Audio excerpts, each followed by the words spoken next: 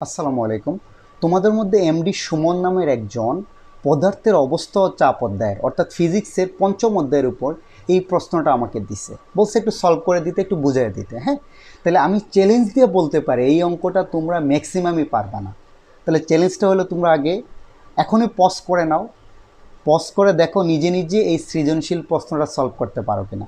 যদি না পারো তারপরে আমারটা দেখো।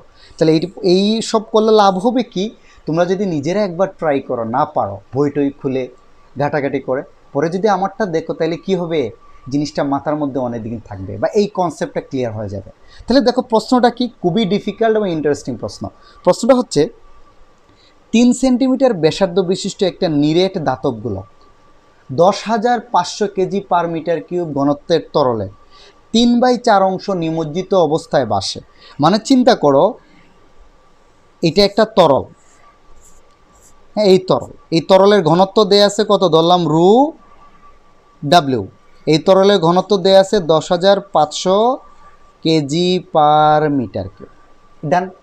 এই তরলের মধ্যে বলছে 3 সেন্টিমিটার বিশিষ্ট একটা নিরেট গোলক যদি ডুবাও, তাইলে সে 3/4 অংশ নিমজ্জিত অবস্থায় বাসে। মানে বুঝছো তো, এর 4/3 অংশ ডুবে যাবে আর 1 অংশ উপরে থাকবে, এইরকম করে বাসতে থাকবে।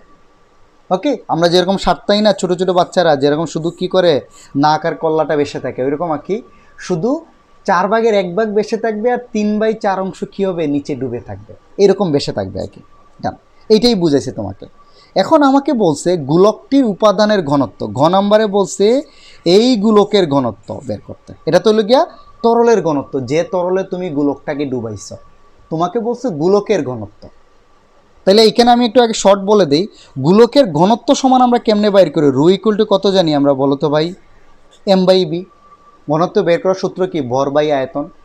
তাইলে 3 সেন্টিমিটার যদি গোলক থাকে তার আয়তন আমি বের করতে পারবো কিভাবে, গোলকের ব্যাসার্ধ যদি দেয়া থাকে তাহলে গোলকের আয়তনের সূত্র কি, 4/3 পাই আর কিউব।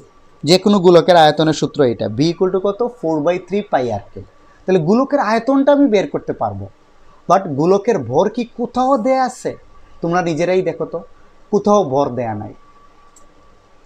তাহলে এই সূত্র দিয়ে আমি ডিরেক্টলি কি করতে পারবো না, এটার এই গোলকের ঘনত্বটা বের করতে পারবো না, যেহেতু ভরটা দেয়া নাই, এবং অন্য কোনো অ্যাঙ্গেলে আমি বেরও করতে পারবো না, তাই না? তাইলে আমাকে কি করতে হবে, এই সূত্র না চিন্তা করে অন্যভাবে একটু চিন্তা করতে হবে। তাহলে তোমরা দেখো, আমি রু ইকুয়াল টু m/b এই সূত্র দ্বারা গোলকের ঘনত্ব বের করতে পারবো না। তাহলে কি করব, হাত পা গুটিয়ে বসে থাকবো, তা না। তাহলে আমি আবার একটু চিত্রটা আঁকি, একটু চিন্তা করো তোমরা। এটা তরল, তরলের মধ্যে আমার বস্তুটা কি হচ্ছে, যে একটুক অংশ নিমজ্জিত অবস্থায় ভাসতেছে। তাহলে একটা জিনিস সবসময় মনে রাখবা, তার যে ডুবন্ত অংশ আছে না, এই যে একটুক অংশের সমপরিমাণ তরলের ভর, যে তরলে ডুবাইছ, এইটা হবে বস্তুর ভরের সমান। সবসময় মনে রাখবা, একটা বস্তু যতটুক নিমজ্জিত হবে, নিমজ্জিত অংশের সমপরিমাণ তরলের ভর হবে বস্তুর ভরের সমান। বুঝছো তো আমার কথা, মানে এখানে হবে বস্তুর ভর সমান হবে নিমজ্জিত অংশের সমপরিমাণ তরলের ভর। অর্থাৎ এই যে যতটুকু অংশ নিমজ্জিত হয়েছে, একটুক আয়তনের তরলের ভর হবে পুরা বস্তুর ভরের কি হবে, সমান হবে। এটা তোমরা একটা বস্তুর পানিতে ডুবা বা বাসা অংশের যে পয়েন্টগুলো আছে না, একটু ভালো করে খেয়াল করলে দেখবা। আর বস্তু যদি সম্পূর্ণ নিমজ্জিত অবস্থায় থাকে, অনেক সময় পুরোটা নিমজ্জিত অবস্থায় বেসে থাকে, তখন দেখবা বস্তুর ভর আর বস্তু দ্বারা অপসারিত তরলের ভরের সমান। বুঝছো, কারণ পুরো অংশটাই তখন অপসারিত অংশে কাজে লাগে। বাট এই ক্ষেত্রে কি হচ্ছে, পুরো আয়তন কিন্তু, বস্তুর পুরো আয়তন কিন্তু কি করতেছে না, তরলরে অপসারণ করতেছে না। যতটুক আয়তন অপসারণ করবে ততটুক তরলের ভর বস্তুর ভরের সমান হবে। যদি পুরাটা অপসারণ করতো তাহলে পুরোটার ভর হবে বস্তুর ভরের সমান। তাহলে এখানে আমরা কি লিখছি, এটাই লিখছি, ধাতবগুলোকে ডুবন্ত অংশের সমপরিমাণ তরলের ভর ধাতব গোলকের ভরের সমান হবে। অর্থাৎ আমরা কি লিখতে পারি, এম সমান কত লিখতে পারি, এম প্রাইম। এমটা হচ্ছে ধাতব গোলকের কি ভর, আর এম প্রাইমটা হচ্ছে কি ডুবন্ত অংশের সমপরিমাণ তরলের ভর। তাহলে আমরা কি জানি, একটু আগে সূত্র দেখাইছি, রু ইকুয়াল টু কত, m/v। তাহলে এম সমান কত লিখতে পারি, রু বি। ডান। ঘনত্ব ইকুয়াল টু ভর বাই আয়তন হলে ভর সমান ঘনত্ব ইন্টু আয়তন। এখানে এমটা কি বলো, দাতব গোলক না, দাতব গোলকের ভর এম ধরছি না, তাহলে দাতব গোলকের ঘনত্ব ধরে নিচ্ছি এম, দাতব গোলকের কি আয়তন ধরে নিচ্ছি বি। এম প্রাইমটা কি হচ্ছে, তরলের ভর সমপরিমাণ আয়তনের তরলের ভর। তোমার গোলক যতটুকু ডুবছে ওই ডুবন্ত অংশের আয়তন আমি ধরে নিচ্ছি বি1, ওকে। আর তরলের ঘনত্ব রু ডাব্লিউ। তাহলে আমাকে বের করতে হবে কি, গোলকের ঘনত্ব, রুটা কি করতে হবে, বের করতে হবে। তাহলে রু সমান কত হবে বলো তো, রু ডাব্লিউ বি1 বাই বি। ডান। এই রু ডাব্লিউ এর মানটা কিন্তু দেয়া আছে, তরলের ঘনত্ব কত 10,500 ইন্টু এই বি1 আর বি এই মান কি দেয়া আছে বলো তো। বি1টা বলছি আমি ডুবন্ত অংশের আয়তন, একটা বস্তু কতটুকু ডুবছে, আর এটা হলো বি হইল কি গোলকের আয়তন। তাহলে মনে রাখো এখানে বইলাই দিছে কিন্তু তরলে 3/4 অংশ কি হয়, নিমজ্জিত অবস্থায় ভাসে। টোটাল আয়তন যদি বি হয় তার 3/4 অংশ বা 3/4 আয়তনটা মানে পরিমাণ আয়তনটা কি হয়, ভাসে। তাহলে এখানে বি1 এর মানটা কত হবে, 3/4 বি। গোলকের টোটাল আয়তন কিন্তু বি, এর বলছে 3/4 অংশ নিমজ্জিত অবস্থায় ভাসে। তাহলে তোমার এই নিমজ্জিত অংশের আয়তন কত হবে, 3/4 বি। এটাকে কত লিখতে পারি, 3/4 বি। এই বিয়ে বিয়ে কি যাবে, কাটা যাবে। এটাকে 3/4 করলে তুমি পাবা 7,850 কেজি পার মিটার কিউব। এটা গতানুগতিক সূত্র না, একটু ব্যতিক্রমী অঙ্ক, এটা নর্মালি পরীক্ষায় আসে না, খুব টাফ। তো এখানে দেখো যেহেতু একজন দিছে একটু করে দিলাম, আমারও ভালো লাগছে যে একটু ব্যতিক্রমী অঙ্ক মাঝে মধ্যে তোমাদের শেখাই। তাহলে এখানে মনে রাখবা যে কোনো একটা জিনিসকে যদি তুমি তরলে ডুবাও, পুরোপুরি যদি না ডুবে, তাহলে মনে রাখবা তার নিমজ্জিত অংশের সমপরিমাণ তরলের ভর হবে তার ভরের সমান। যে জিনিসটাকে ডুবাবে তার ভরটা হবে যতটুকু ডুবছে অটুকু আয়তনের তরলের ভর। তাহলে গোলকের ভরকে আমরা কি লিখতে পারি, রুবি, গোলকের ঘনত্ব ইন্টু গোলকের আয়তন। আর এটা হলো গোলকের যতটুকু আয়তন ডুবছে সেই আয়তন ইন্টু ওই তরলের ঘনত্ব। এখান থেকে তুমি গোলকের ঘনত্বটা বের করে নিছো। ডান, এটা হলো তোমার আনসার। এখন আসো ঘ নাম্বারে কি বলছে দেখো। ঘ নাম্বারে বলছে গোলকটিকে সমুদ্রের পানিতে ছেড়ে দিলে 20 সেকেন্ড পরের অবস্থান কোথায় হবে, গাণিতিকভাবে বিশ্লেষণ করো। এখন এই গোলকটাকে নিয়ে আগে তো এই তরলে ডুবায় তার ঘনত্ব এটা, সে বেশে থাকবে। এটা যদি বলতো 20 সেকেন্ড পরে তার অবস্থান, 20 সেকেন্ড পরেও সে কী করলা বয়েই থাকবে, ওই জায়গায় কি থাকবে, তাই না? 20 সেকেন্ড পরেও তার অবস্থান একই থাকবে এই ক্ষেত্রে ঘ নম্বরে। বাট এটা বলছে এই সেম গোলকটাকে এখন নিয়ে এই তরলে ছাড়তেছি না, বলছে সমুদ্রের পানিতে নিয়ে ছেড়ে দিছে। বলছে 20 সেকেন্ড পরে, সমুদ্রের গভীরতা তো অনেক না, হাজার হাজার মিটার। বলছে 20 সেকেন্ড পরে সে কত মিটার যাবে, এবং সমুদ্রের পানির ঘনত্ব দেয়া আছে কিন্তু 1025 কেজি পার মিটার কিউব। এখন তুমি এখানে প্রথমেই বলে দিবা, এটা একটু ক্লিয়ার করে দিতে হবে তোমাকে, যে এখানে হলো গিয়ে গোলকের ঘনত্ব কত বলো তো। গোলকের ঘনত্ব এটা না, 7,850 কেজি পার মিটার কিউব। এবং সমুদ্রের পানির ঘনত্ব, আগে তো দেখতে হবে আমাকে বস্তুটা ডুববে না ভাসবে, সেটা আগে ক্লিয়ার করতে হবে, তারপরে না কটুক যাবে সেটা। তাহলে দেখো গোলকের ঘনত্ব এত এবং সমুদ্রের পানির ঘনত্ব আমার দেয়া আছে কত, 1025 কেজি পার মিটার কিউব। মনে রাখবা বস্তু যদি নিরেট হয়, নিরেট মানে বুঝছো তো, কোনো ফাফা টাফা থাকতে পারবে না, নিরেট। তাহলে আমার এখানে গোলকটা নিরেট বলে দিছে, নিরেট গোলকের ঘনত্ব এত, সমুদ্রের পানির ঘনত্ব এত। তাইলে যেহেতু গোলকের যার ঘনত্ব বেশি সে ডুবে যাবে। যদি বস্তুর ঘনত্ব তরলের চেয়ে বেশি হয় তাহলে বস্তুটা কি হয়ে যাবে, ডুবে যাবে। বলবা যেহেতু গোলকের ঘনত্ব সমুদ্রের পানির চেয়ে বেশি, তাই এটি কি হবে, ডুবে যাবে। নিরেট হলে ডুবে যাবে, আদারওয়াইজ আমরা এই ফর্মুলা দিয়ে বের করব না, তখন প্লবতাতে চলে যাব। এখন আসো এই কনসেপ্টটা একটু দেখো তো। একটা বস্তুকে যদি আমি পানিতে ডুবাই, তাইলে ওই তরল কি করবে, এই পানির উপর একটা ঊর্ধ্বমুখী বল দিবে না। যে কোনো তরলে যদি আমি একটা বস্তুকে ডুবাই, তাহলে ওই তরল বস্তুর উপর একটা বল দিবে না, ঊর্ধ্বমুখী বল।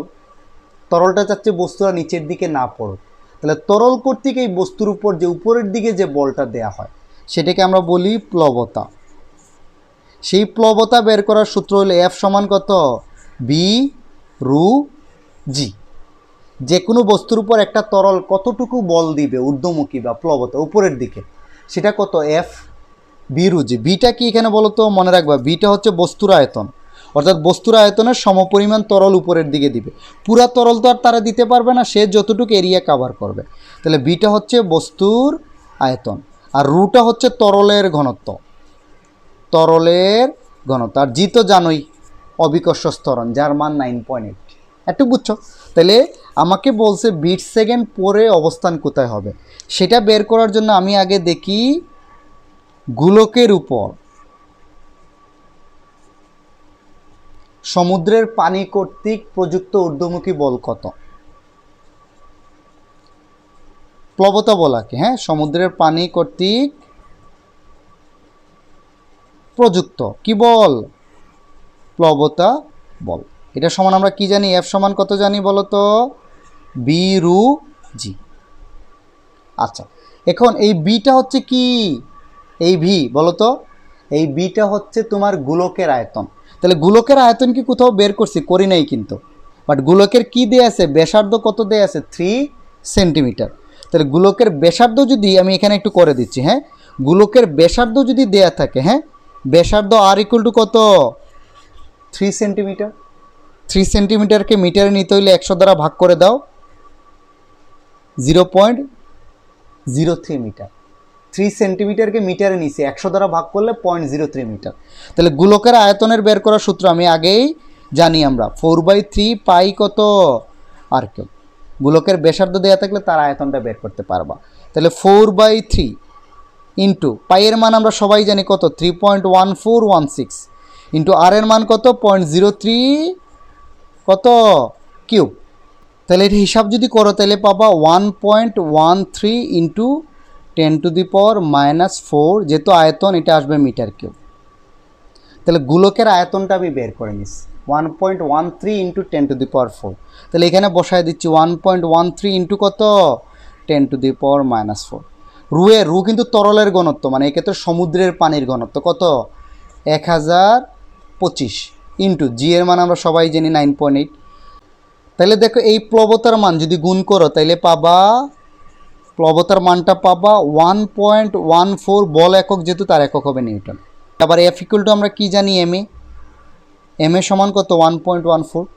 তাহলে এখান থেকে এ সমান কত হবে বলো তো, 1.14 বাই কত এম।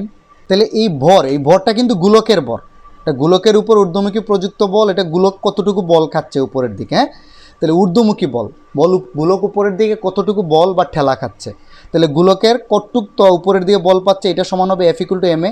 তাহলে এ সমান কত, 1.14 বাই এম। তাহলে এই এম এর মানটা, আবার গোলকের ভর কিন্তু আমরা বের করি নাই এখনও, বাট গোলকের আয়তন জানি, গোলকের কি জানি, ঘনত্ব। তাহলে এম সমান আগের মতোই, গোলকের ভর সমান কত হবে, রু ইন্টু কত বি। তা কত লিখতে পারি, 1.14। গোলকের ঘনত্ব আমরা আগেই বের করছি 7850 ইন্টু গোলকের আয়তন এই যে এটা 1.13 ইন্টু কত, 10⁻⁻⁴। এটা যদি হিসাব করো তাহলে পাবা তোমরা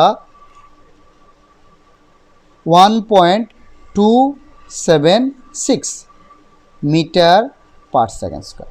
এটা পেয়ে যাবে তুমি তার ত্বরণের মান। কিন্তু এই ত্বরণে তার বস্তু নিচে নামবে না।